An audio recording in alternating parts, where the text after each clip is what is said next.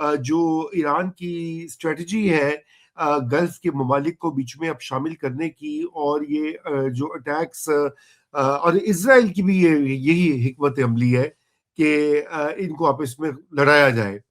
तो अब ये आप क्या समझते हैं कि इसमें अब क्या कर सकते हैं उम्मा या इस्लामी ममालिक या अरब ममालिक कि इस कॉन्फ्लिक्ट को महदूद किया जाए बजाय इसके कि उसको फैलने से रोका जाए? जी। जी, थैंक यू रज़ा। सबसे पहले एक चीज़ सिर्फ पासिंग रेफरेंस है, जब फर्स्ट वर्ल्ड वॉर हुई थी, तो उस जी। वक़्त जर्मनी का एक प्लान था जिसको श्लिफन प्लान कहते थे। कोई भी राइट। जंग होनी थी तो उन्होंने चढ़ दौड़ना था फ्रांस के ऊपर। यानी कि अगर राइट। फ्रांस से जंग ना भी होती, तो उन्होंने फ्रांस के ऊपर। इसी तरह अब ईरान के पास बीइंग अ वीकर स्टेट, उन्होंने राइटली और रॉन्गली एक ही स्ट्रेटजी रखी है कि दुनिया को नुकसान पहुंचाएं। और जो जीसीसी की कंट्रीज हैं, उनका लॉजिक ये है कि जी जो ये ऑयल और गैस की फील्ड्स हैं, इसमें अमेरिकन शेयर्स हैं, अमेरिकन इन्वेस्टमेंट्स हैं बैंक्स में, तो वो उसको समझते हैं एक किस्म का लेजिटिमेट टारगेट। तो ईरान की स्ट्रेटजी है। लेकिन अब लगता है कि बहुत सख्त नफरत एवोक कर रही है वो गल्फ कोऑपरेशन काउंसिल के ममालिक में। और अभी जो फॉरेन मिनिस्टर्स की मीटिंग हुई है रियाद में, उसमें ना सिर्फ जीसीसी के ममालिक थे, उसमें उसमें इजिप्ट भी था, उसमें टर्की भी था, और राइट। पाकिस्तान भी था। और जो स्टेटमेंट है वहां से जो आई है, वो ठीक है, ईरान की बात तो उसने की है, लेकिन दुख इस बात का है कि उस पूरी स्टेटमेंट में कहीं ओरिजिनल अग्रेशन का ईरान के खिलाफ जिक्र नहीं है। राइट। एंड ये आपको बहुत ज़्यादा बताती है कि सिचुएशन कैसी है। और तमाम ममालिक की अमेरिका के सामने बात करने की सलाहियत है भी कि नहीं है। कई दिनों से क्वेश्चन रेज हो रहा था इस स्टेटमेंट के बाद। I think it's not a good state, it's not a good statement. It shows it is one sided. और अगर ये ईरान की बात करने के बाद बड़े बड़े पैराग्राफ लिखने वाले हमारे पास भी हैं, आई एम श्योर इजिप्ट के पास और टर्की के पास भी होंगे, वो इस तरह का जरूर लिख देते हैं कि ओरिजिनल सिन जो है, जो अमेरिका और इसराइल की है, यार उसका तो जिक्र करते कि इट ऑल जी। Started with an unprovoked attack. वहां से जब आप वो नहीं लिखेंगे, आपको कोई सीरियसली नहीं लेगा। और ये अभी जंग खत्म हो जाएगी, और उसके बाद तारीख जो है वो फेयर प्ले और जस्टिस को याद रखती है। तो इसलिए बहुत ज़रूरी था कि उसका जिक्र करते, और बहुत दुख हुआ कि उसका जिक्र नहीं है। मैंने सुना है कि पाकिस्तान पैराग्राफ की कोशिश करता रहा, लेकिन वहाँ सेंटिमेंट ऐसी थी कि ना जो राइटियस पाथ पे टर्की होता है वो भी नहीं बोल सका, जी। पाकिस्तान भी नहीं पैराग्राफ ऐड करवा सका। हैरानी की बात यह है कि लेबनान के ऊपर जो अग्रेशन है इसराइल की, उसका जिक्र है। तो बहुत ही लॉपसाइडेड है ये, क्योंकि शायद इसलिए कि लेबनान की रिप्रेजेंटेशन थी, तो उनका जिक्र है। लेकिन ईरान के ऊपर जो अग्रेशन है उसका जिक्र नहीं है। It reflects a very bad state of affairs. और आपने मुस्लिम उम्मा का जिक्र किया। लगता नहीं कि मुस्लिम उम्मा evokes a lot of patriotism and a sense of Islam in the Islamic countries. जी, बिल्कुल कोई ये तो आपने बिल्कुल सही बात कही है। और ये देखें ना, ये सारे ममालिक जो हैं, ये हैं भी इस तरह से इतने गहरे तरीके से अमरीकी कैंप में हैं कि यही तो वजह है ना ईरान की भी जो इस वक़्त मखासमत और रिज़ेंटमेंट वो हो रही है, वो इसी वजह से हो रही है।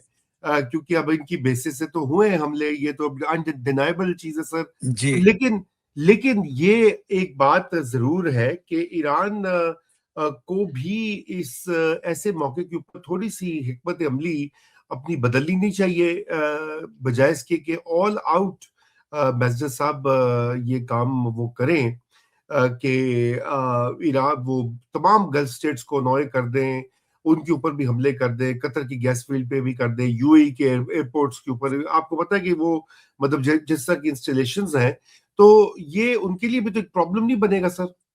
बन गया जी। आज की इस मीटिंग के बाद आप देखिए कि बहुत बड़ा प्रॉब्लम बन गया ईरान को। अब थोड़ा-सा अपनी पॉलिसी को टेलर करना पड़ेगा। अगर ओरिजिनल प्लान था भी, तो अब ज़मान और मकान के हिसाब से उनकी लीडरशिप के पास इंटरनेट है। They can see what is happening in the world. उनको देखिए, वो इस तरह भी कर सकते हैं कि वो इज़राइल पे टैक्स करें और स्ट्रेट ऑफ हॉर्मुज़ के ऊपर अपनी जो उनकी सॉवरेनिटी है, उससे उसको एट प्ले करें। बजाय राइट। इसके कि सबको सबको उन्होंने नाराज कर दिया। और थोड़ा-सा पाकिस्तान के लिए भी एम्बैरेसमेंट हुई है। उसकी वजह ये है कि we have been flying between Saudi Arabia and Iran और सारी बात करते रहे, और अब सऊदी अरेबिया को इतना अनॉय कर दिया है कि बिट्रेयल का लफ्ज़ उन्होंने सऊदी फॉरेन मिनिस्टर ने इस्तेमाल किया है। तो लगता है ये कि ये जो मीटिंग हुई है, ये एक वार्निंग है। और खुदा ना खास्ता कहीं वो जो आपने फरमाया था शुरू में कि इज़राइल का गेम प्लान था कि मुस्लिम ममालिक के दरमियान मिडल ईस्ट के लड़ाई करवा दे। कहीं देखिए, उनकी भी तो सर रज़ा, उनकी भी तो नेशंस है ना। Saudi the nation of Saudi Arabia, the nation of Qatar, they are monarchies, but they have to answer to their people. And if there जी, are attacks on their people, how long can they exercise restraint? So Straits of Hormuz के ऊपर और Israel के ऊपर concentrate करना चाहिए, मेरा ये ख्याल है ईरान को। ये आपकी बात बिल्कुल दुरुस्त है कि ईरान की, और हम यही इसको देख रहे थे कि मुश्किल तरीन हालात में डिप्लोमेसी और अपनी जो सियासी हिकमत अमली है सर, उसके ऊपर कॉम्प्रोमाइज नहीं किया जाता। और इस वक्त जाहिर बात है ईरान में भी एक गुस्से और एक डेस्परेशन भी है, क्योंकि सर्वाइवल की गेम है। बहरहाल, तो मैं इसी बात को आगे बढ़ाते हुए आपसे अब ये भी क्योंकि आप आई एम श्योर कि बाकी भी देख रहे हैं, अमेरिका का भी कॉन्डक्ट देख रहे हैं। अब ये जो नई चैलेंज आया है इधर कतर की जो गैस फील्ड के ऊपर अटैक किया, उससे पहले ईरान के इजराइल ने किया अटैक। और अब अगर ये अटैक्स इस तरह से बढ़ेंगे, ऑलरेडी उससे एनर्जी मार्केट्स जो हैं दुनिया में वो शॉक हो गई हैं। मतलब और गैस की सप्लाई जो है, तेल की पहले कीमतें $110 फी बैरल से ऊपर जा चुकी हैं। और अब ये कहा जा रहा है कि अगर ये ऑयल फील्ड का नुकसान हुआ, इसको ठीक करते करते 5 से 10 साल लग जाएंगे। और उस दौरान में शॉर्टेज भी होगी और कीमतें बढ़ेंगी और इन्फ्लेशन भी होगी। तो अब अमेरिका के लिए भी एक क्रंच टाइम स्टार्ट हो जाएगा माशी तौर के ऊपर। तो आप क्या समझते हैं कि क्या डोनाल्ड ट्रंप जो है, या अमेरिकी जो उसके एडवाइजर्स हैं, वो अब उसको मशवरा देंगे कि इसको स्केल डाउन करो और इसको रैप अप करें? क्योंकि इसराइल का तो ये नहीं है गोल। इसराइल तो ये चाहता है कि दुनिया में आग लग लग जाए, चाहे लगे, मईशतें डूब जाए, लेकिन उनका हदफ पूरा हो जाए कि ईरान तबाह हो जाए बेसिकली, या टूट जाए। जी वैसे साहब। जी, बिल्कुल आप इस बात का ऐसे अंदाज़ा लगाएँ कि क्या मसखरापना वाशिंगटन में चल रहा है कि अब जब उन्होंने उनकी रॉस लाकान की जो कतर की गैस फील्ड है, उस पे अटैक के बाद suddenly Trump has woken up and now he is saying कि मैं आपको गारंटी देता हूँ कि इज़राइल आइंदा आपकी गैस फील्ड्स पे अटैक नहीं करेगा आज के दिन के बाद। अब और आप अब अटैक ना करना कतर के ऊपर, अदरवाइज हम आपको सबक, यानी कि एक एज इफ इजराइल ने अमेरिका को नहीं बताया होगा।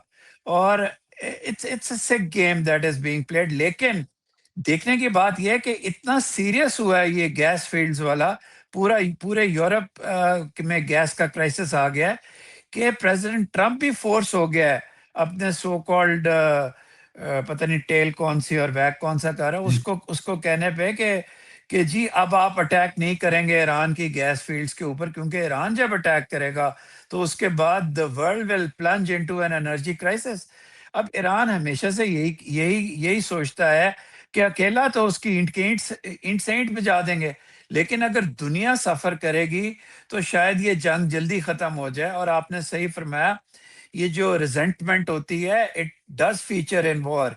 बदले की जो आग होती है लीडरशिप में, आइडियोलॉजिकल लीडरशिप में, it does matter. So Iran, इस वजह से ईरान ने भी बहुत बहुत जल्दी रिस्पॉन्ड किया। लेकिन आप अमेरिकन प्रेसिडेंट को देखें कि जी मैं आपको गारंटी देता हूँ, और फिर उसके बाद या उससे थोड़ी देर पहले एक और मज़ाक़ खेज़ चीज़ है, इनकी ट्रेजरी सेक्रेटरी अमेरिका का कहता है कि जी जितने स्ट्रेट्स ऑफ हॉर्मुज़ में ईरानियन टैंकर्स खड़े हैं, मैं उसमें से सैंक्शंस हटा लूँगा। जी, यानी कि suddenly we sir Raza now know that these countries will only respond to economic and energy pressure. These two बिल्कुल। statements by the president and his treasury secretary tell us that this is where it hurts. And जी, probably that's why Iran thought so, और Iran ने risk लिया GCC countries का भी। तो लेकिन जो जो बुरी बात है वो ये है कि अभी तक ये समझ नहीं आ रहा कि इस जंग को खत्म करने की कोई एफर्ट हो रही है कि नहीं हो रही।